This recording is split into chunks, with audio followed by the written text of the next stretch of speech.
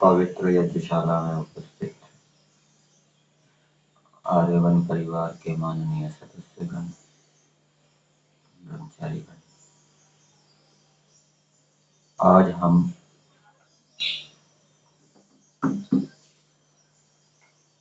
महर्षि दयानंद तीर्थ संध्या उपासना आदि पंचमा यज्ञ विधि के अंतर्गत जो संध्या उपासना विधि है उसमें महर्षि दयानंद जी के वचनों के ऊपर कुछ विचार करें।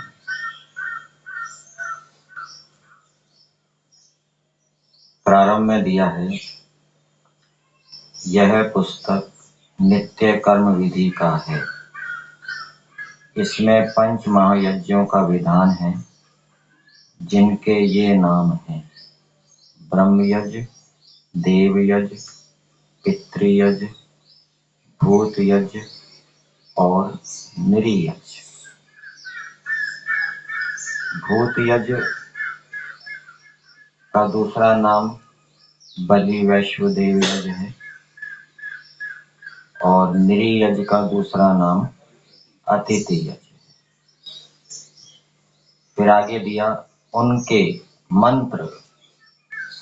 मंत्रों के अर्थ और जो जो करने का विधान लिखा है सो यथावत करना चाहिए।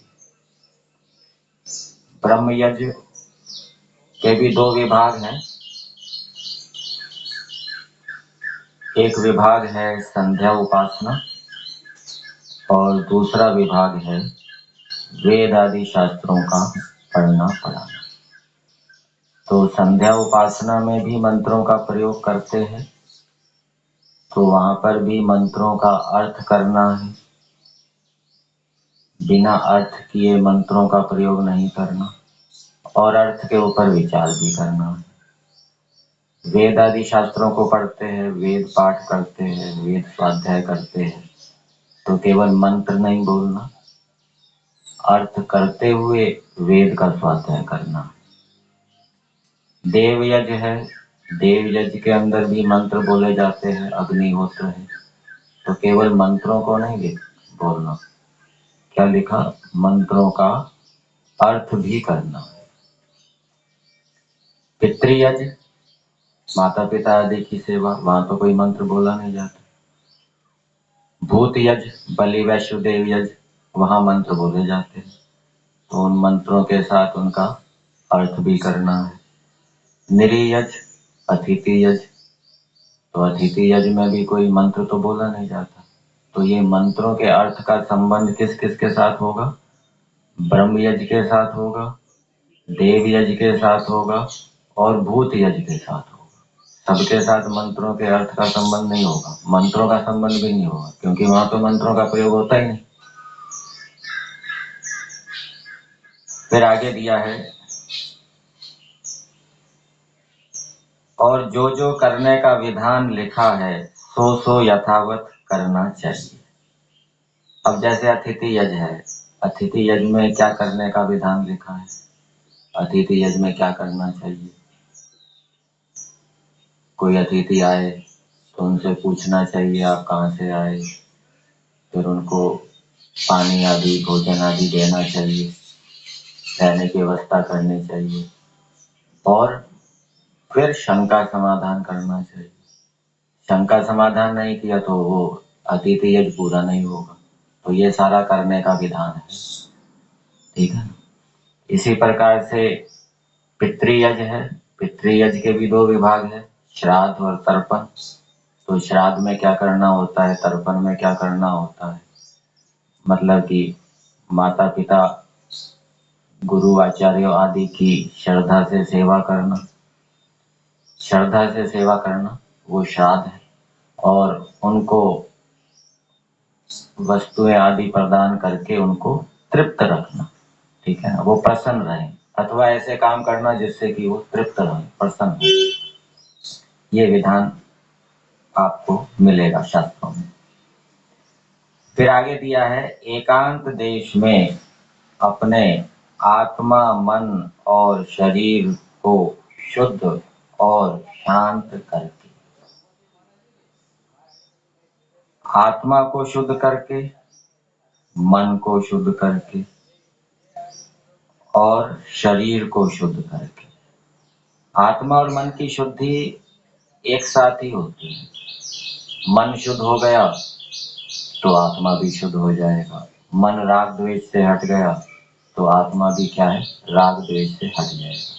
तो आत्मा की शुद्धि के लिए कोई अलग से प्रयास नहीं करना पड़ेगा, वो मन की शुद्धि के साथ ही क्या हो जाएगी, आत्मा की शुद्धि हो जाएगी। मन में जो इधर उधर के अनावश्यक विचार आ रहे हैं राग द्वेष के, उनको हटा देंगे तो उससे मन भी, आत्मा भी शुद्ध हो जाएगा। और शरीर को शुद्ध करके, शरीर तो जल से शुद्ध होगा, अदुर्गात्राणि शुद्धंति, और शांत करके, तो आत्मा और मन को शांत करके, मन शांत हो जाएगा तो आत्मा भी शांत हो जाएगा। आत्मा की शांति के लिए अलग से प्रयास नहीं करना। और शरीर को शांत करके, शरीर को शांत करने का मतलब क्या, ज्यादा शरीर से चेष्टाएं ना करना, आसन लगा के बैठ जाना, ये शरीर की क्या हो गई, शांति हो गई। इधर उधर के काम कर रहे हैं, चल फिर रहे हैं, तो वो शरीर शांत नहीं। शांत करके उस कर्म में चित्त लगा के तत्पर होना चाहिए। तो जितने भी ये यज्ञ बताए हैं, उन सभी यज्ञों को करते समय अपना चित्त और मन उसी में लगाना है। ये नहीं कि अग्निहोत्र तो हम कर रहे हैं लेकिन हमारा मन और कहीं भाग रहा है, संध्या उपासना तो कर रहे हैं, मन और कहीं जा रहा है, बलि वैष्णदेव यज्ञ कर रहे हैं, मन और कहीं जा रहा है, मन वहां नहीं लगा हुआ। अतिथि सेवा कर रहे हैं, मन और कहीं जा रहा है, वहां पूरा ध्यान नहीं दे रहे, चित्त नहीं दे रहे, ठीक है ना। और माता पिता आदि की सेवा कर रहे हैं तो वो पूरे मन से नहीं कर रहे, मन इधर उधर कहीं जा रहा है, घूम रहा है। तो क्या लिखा, उस कर्म में चित्त लगा के, ठीक है ना, मन लगा के करना, मन लगा के, चित्त लगा के तत्पर होना चाहिए। इन नित्य कर्मों के फल ये है कि, अब इन नित्य कर्मों के फल बताए हैं। ये नित्य, ये जो 5 यज्ञ बताए हैं, जिनको महायज्ञ भी कहते हैं, इनको नित्य कर्म भी कहते हैं। ये नित्य करने योग्य है, ठीक है, इनको नित्य करना चाहिए। तो इन नित्य कर्मों के फल ये हैं, 5 महायज्ञ कहो, नित्य कर्म कहो, एक ही बात है, कोई अंतर नहीं। ज्ञान प्राप्ति से आत्मा की उन्नति और आरोग्यता होने से शरीर के सुख से व्यवहार और परमार्थ कार्यों की सिद्धि होना। तो ये 2 फल मुख्य रूप से बताए कि इन नित्य कर्मों को करने से, 5 महायज्ञों को करने से ज्ञान प्राप्ति से आत्मा की उन्नति होती है। यहाँ ज्ञान शाब्दिक ज्ञान नहीं समझना चाहिए, तत्व ज्ञान समझना चाहिए। आत्मा की जो उन्नति होगी वो किससे होगी, तत्व ज्ञान से होगी। और फिर उन्नति होते होते फिर वो मोक्ष की योग्यता बन जाएगी, और मोक्ष भी किससे होगा, वो तत्व ज्ञान से होगा, वो शाब्दिक ज्ञान से नहीं होगा, अनुमानिक ज्ञान से नहीं होगा। यहाँ ज्ञान की उन्नति का मतलब तत्व ज्ञान की उन्नति, यथार्थ ज्ञान की उन्नति। तो ज्ञान प्राप्ति से आत्मा की उन्नति। अब प्रश्न उत्पन्न होता है कि इन 5 महायज्ञों को करने से ज्ञान की प्राप्ति कैसे होती है, तत्व ज्ञान की प्राप्ति कैसे होती है। जैसे मान लीजिए हम ब्रह्म यज्ञ को ले लें। ब्रह्म यज्ञ के अंदर 2 विभाग हैं, एक है संध्या उपासना और दूसरा वेद आदि शास्त्रों का पढ़ना। तो यदि संध्या उपासना को हम एकाग्र चित्त से करेंगे, एकाग्रता से करेंगे, चित्त लगा के करेंगे, तन्मयता से करेंगे, तो उन के जो मंत्र हैं, मंत्रों के जो अर्थ हैं, तो उनका हमें ठीक ठीक ज्ञान होगा, ठीक है। आप ट्रैक्टर के ऊपर कहीं जा रहे हैं, ट्रैक्टर हिल रहा है, खेत की सड़क है, आपको बोतल से पानी पीना है, तो आप कैसे पिएंगे? ट्रैक्टर तो हिल रहा है और बोतल हिलती रहेगी, अच्छी प्रकार से पानी नहीं पी पाएंगे। लेकिन यदि आप स्थिर होकर बैठे हैं कुर्सी पे, तो पानी अच्छी प्रकार से पी लेंगे। किसी प्रकार से संध्या उपासना के समय यदि मन हमारा हिल डुल रहा है, इधर उधर भाग रहा है, उसमें मंत्रों में नहीं लग रहा, मंत्रों के अर्थ में नहीं लग रहा, तो तत्व ज्ञान कैसे होगा? तत्व ज्ञान तो एकाग्र होने पर ही होगा, ठीक है ना? तो एकाग्रता से करेंगे तब तत्व ज्ञान होगा, चंचलता से करेंगे तत्व ज्ञान नहीं होगा, फिर उससे उन्नति नहीं होगी। ऐसे ही वेद आदि शास्त्रों को पढ़ना पढ़ाना है। वेद आदि शास्त्रों को यदि हम चित्त लगा के पढ़ेंगे, एकाग्रता से पढ़ेंगे, इधर उधर की बातों का ध्यान नहीं करेंगे, बस लगे रहेंगे, तब जो पढ़ रहे हैं उसमें तत्व ज्ञान होगा उस विषय में, नहीं तो नहीं होगा। फिर देव यज्ञ को ले लीजिए, अग्निहोत्र कर रहे हैं।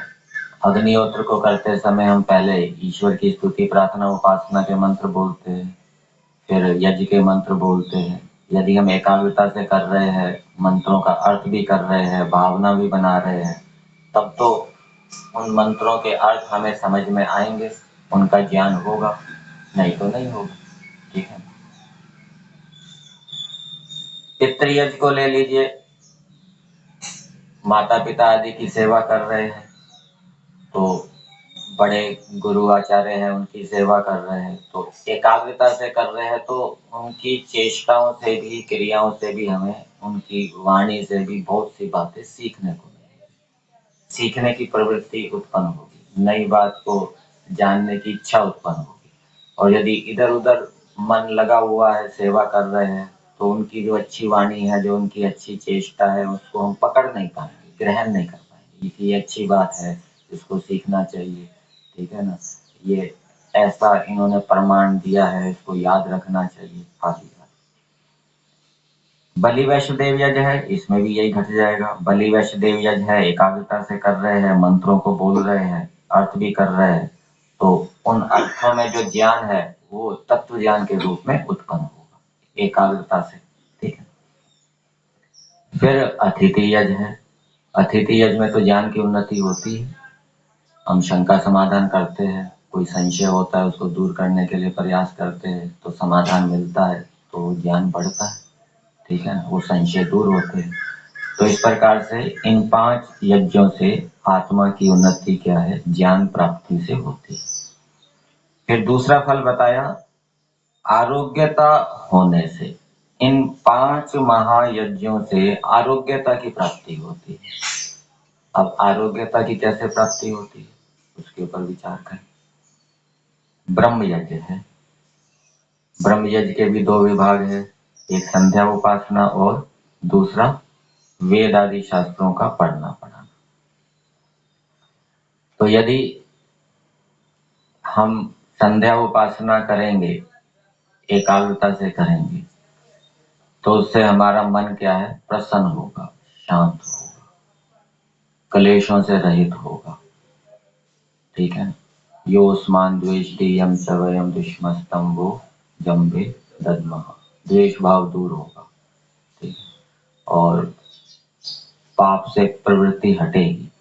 तो मन यदि शांत होगा, क्लेशों से रहित होगा, तो उसका प्रभाव शरीर के ऊपर भी पड़ेगा, शरीर की भी आरोग्यता होगी, क्योंकि मन मुख्य है, ठीक है। और मन यदि दुखी है, क्लेशों से युक्त है, उसका कुप्रभाव फिर शरीर के ऊपर भी पड़ता है, एक संबंध ये। और वेद आदि शास्त्रों का पढ़ना पढ़ाना, तो वेद आदि शास्त्रों को पढ़ने पढ़ाने से भी आरोग्यता की प्राप्ति होती। कैसे होती? और संध्या उपासना में प्राणायाम करते हैं, प्राणायाम भी स्वास्थ्य के लिए अच्छा रहता है, ठीक है। वेद आदि शास्त्रों का पढ़ना पढ़ाना, क्या उसका आरोग्यता के साथ संबंध है?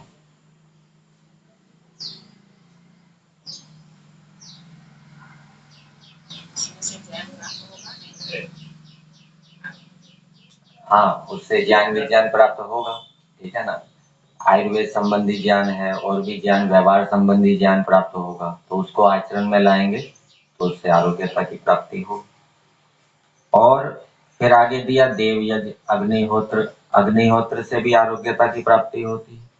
जलवायु शुद्ध होते हैं, अन्न आदि शुद्ध होते हैं, उसका हम सेवन करते हैं तो उससे आरोग्यता की प्राप्ति होती है। अब यहाँ पर यह दिया है, इन नित्य कर्मों का फल ज्ञान प्राप्ति से आत्मा की उन्नति और आरोग्यता होने से। तो आरोग्यता किसकी होगी? नित्य कर्म करने वाले की होगी या दूसरे की होगी? दोनों की होगी। नित्य कर्म करने वाले की भी होगी और अग्निहोत्र कर रहे हैं तो उसका दूसरे को भी प्रभाव पड़ेगा। लेकिन ब्रह्म यज्ञ करने वाले की तो आरोग्यता तो उसी की होगी, दूसरे की नहीं होगी। ठीक है। और फिर ये पितृयज्ञ है, पितृयज्ञ से भी आरोग्यता की प्राप्ति होगी, क्योंकि उससे मन प्रसन्न होगा। माता पिता आदि की सेवा करने से मन प्रसन्न होगा और मन प्रसन्न होने से उसका प्रभाव शरीर पर पड़ेगा। ऐसे ही अतिथि यज्ञ है और ऐसे ही बलि वैश्य देव यज्ञ है।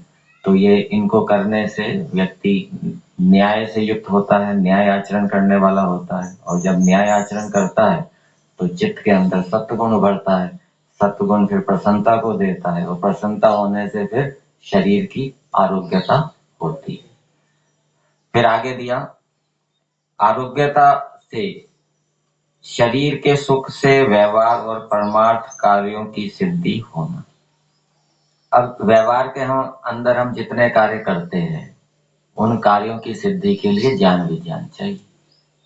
यदि हमारे पास ज्ञान विज्ञान नहीं है तो अटक जाएंगे कहीं, फिर दूसरे से पूछना पड़ेगा। तो व्यवहार के अंदर अनेक कार्य हमें करने पड़ते हैं, यदि हमें उसका ठीक ज्ञान है तो वो सिद्ध हो जाएंगे। इसी प्रकार से परमार्थ के कार्य है। परमार्थ के कार्य कौन से? परमार्थ के कार्य कौन से? आत्मा का ज्ञान, परमात्मा का ज्ञान, ठीक है ना। उसके लिए प्रयास करना, योगाभ्यास आदि करना, तो उनसे संबंधी ज्ञान होगा तो वो सिद्ध हो जाएंगे। और इन दोनों के लिए शरीर की आरोग्यता भी होनी चाहिए। शरीर स्वस्थ नहीं है तो व्यवहार के कार्य भी नहीं कर पाएंगे, शरीर स्वस्थ नहीं है तो योगाभ्यास आदि भी नहीं कर पाएंगे। तो ये फल बताए। संस्कार विधि में धर्म के जो लक्षण बताए गए हैं उसमें एक ये श्लोक दिया है, मनुस्मृति का श्लोक दिया है, धृति क्षमा दमो स्तेयम शौच इंद्रिय निग्रह। तो इसमें एक धर्म का लक्षण दिया है दम, और दम का अर्थ किया है मन को अधर्म से सदा हटाकर धर्म में ही प्रवृत्त रखना। मन को अधर्म से सदा हटाकर धर्म में ही प्रवृत्त रखना। अब मन को अधर्म से हटाने का मतलब क्या? मन के अंदर इच्छा भी होती है, मन के अंदर विचार भी होते हैं, मन के अंदर संकल्प भी होता है। क्या इच्छा को अधर्म से हटाकर, विचार को अधर्म से हटाकर, या संकल्प को अधर्म से हटाकर? कि अधर्म का संकल्प भी नहीं करना, अधर्म का संकल्प कभी नहीं करना।